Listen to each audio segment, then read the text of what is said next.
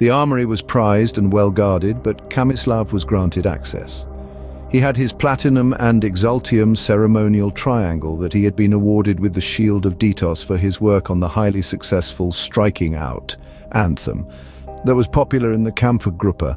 Khamislav had noticed that it had a latent enchantment on it when he was seeing whether it could be used on a later esoteric song.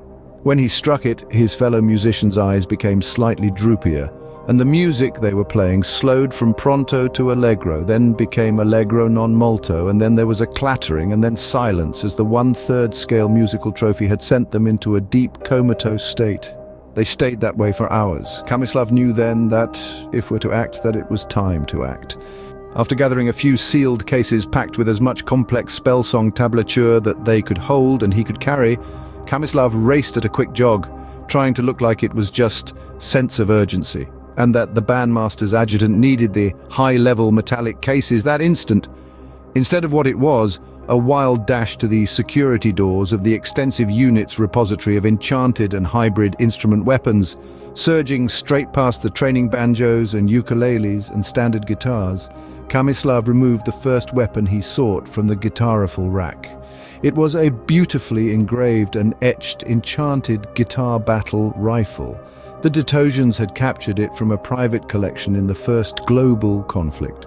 Khamislav had played Spellsong and fired it on the mechanical snap, static and moving ranges.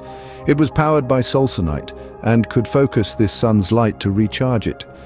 In all the time Khamislav had been posted there, it had never needed it.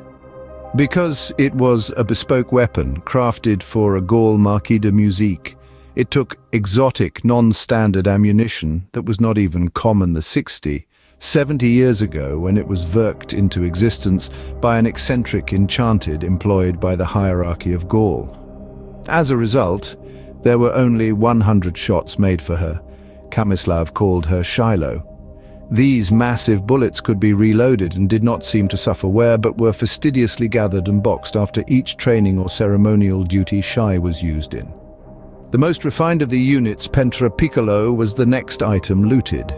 It was an engraved bronze with an inert hadium pentratip at both ends.